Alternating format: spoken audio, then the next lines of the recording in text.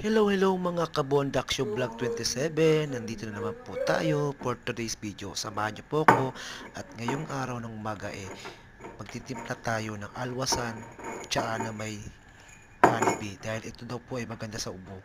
At samahan na rin natin ng almusal ng burger na pinadala sa akin ni Mrs. Kadayday.